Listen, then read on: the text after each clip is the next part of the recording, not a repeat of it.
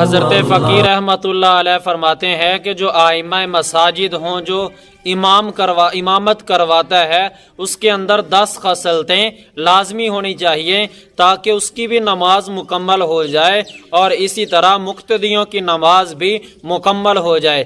پہلے نمبر پر جو امام ہو، امامت کروا رہا ہو، وہ کتاب اللہ سے واقف ہو، یعنی کہ اس کی جو الفاظ کی ادائیگی ہے وہ بالکل درست ہونی چاہیے۔ اگر الفاظ کی ادائیگی صحیح نہ ہوگی تو اس کے معانی بدل جائیں گے۔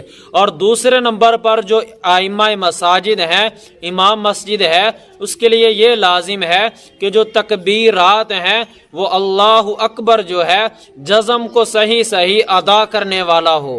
اسی طرح امامت کروانے والے کو چاہیے کہ رکوع اور سجود کو اطمینان اور تسلی کے ساتھ کرے، رکوع اور سجود کے اندر جلد بازی نہ کرے۔ اور چوتھے نمبر پر امام مسجد کو چاہیے، امامت کروانے والے کو، کہ حرام چیزوں سے بچے اور اسی طرح مشتبہ چیزوں سے بچے، جن کے اندر اشتباہ ہو کہ یہ حرام والی چیزیں ہیں، تو ان سے خود بھی بچے اور دوسروں کو بھی بچانے کی ضرور کوشش کرے۔ اسی طرح 5ویں نمبر پر امام مسجد کو چاہیے کہ اپنے بدن کی اور کپڑوں کی خوب صفائی رکھے، ان کو نجاست سے بچائے رکھے تاکہ نماز کا حصہ مکمل ہو سکے۔ اور اسی طرح امامت کروانے والے کو چاہیے مقتدیوں کی رضامندی کے بغیر لمبی قرات نہ کرے۔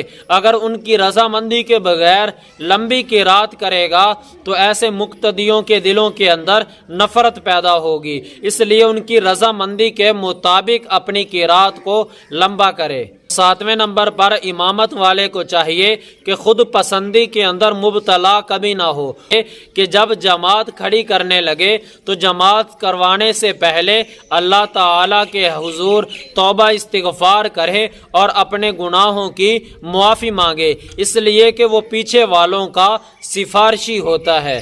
اور 9ویں نمبر پر یہ ہے کہ جب بھی دعا مانگے تو اپنے لیے خاص دعا نہ مانگے اور پیچھے والوں کو یوں ہی نہ چھوڑ دے، بلکہ اجتماعیت والی دعا ہو کہ جو سب کی طرف سے برابری والی ہو۔ اور 10ویں نمبر پر امام مسجد کو چاہیے کہ اگر مسجد کے اندر کوئی مسافر یا اجنبی آدمی آ گیا ہے تو اس کی ضرورت کا خوب خیال رکھے۔ تو یہ چند ایک باتیں وہ ہیں جو فقیہ الرحمۃ اللہ علیہ نے تنبیہ الغافلین کتاب کے اندر ذکر کی ہیں۔ اس کے علاوہ چند ایک وہ باتیں ہیں جو میرے ذہن کے اندر موجود ہیں۔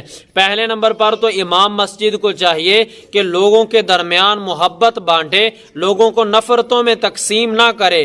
مطلب یہ ہے کہ فرقہ واریت والی بات سے خود بھی بچے، خود بھی نہ کرے اور لوگوں کو بھی فرقہ واریت سے بچانے کی کوشش کرے۔ جب وہ فرقہ واریت سے بچائے گا تو ہر فرقے، ہر مسلک کا آدمی اس سے محبت کرنے لگے گا۔ اور اسی طرح امام مسجد کو چاہیے کہ نماز کے بعد کی یا پہلے کی جو سنتیں ہیں وہ ساری سنتیں اپنے مقتدیوں کے سامنے ادا کیا کرے، کیونکہ اکثر ایسے دیکھا گیا ہے کہ جو مقتدی ہیں وہ امام کا گلہ کرتے ہیں کہ ہمارا جو امام ہے یہ سنتیں نہیں پڑھتا یا نوافل نہیں پڑھتا۔ امام مسجد کو چاہیے کہ اپنے مقتدیوں کے پاس ہی بقایا سنتیں ادا کرے۔ اور اسی طرح امام مسجد کو چاہیے کہ اللہ تعالی کی رضا کے لیے امامت کرے، پیسے یا لالچ کے لیے کسی کے دباؤ میں بھی نہ آئے، اور اسی طرح پیسے اور لالچ کے لیے جھوٹے مسائل بھی نہ بتائے۔ تو اس لیے جتنا حق پر چلے گا، حق بات کہے گا تو اللہ تعالیٰ اتنا ہی اس کو نوازیں گے۔ تو پیسہ آنے جانے والی چیز ہے، تو جب امام مسجد کی ڈیوٹی سر انجام دے رہا ہو تو اللہ تعالیٰ کو پیش نظر رکھے ہوئے اللہ کی رضا کے لیے یہ سارا دین کا کام سر انجام دے۔